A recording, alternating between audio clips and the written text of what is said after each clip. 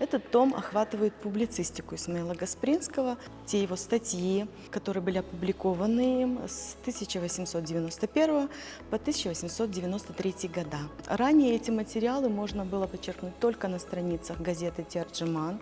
Это очень трудоемкий процесс. Мы намного упростили задачу для исследователей.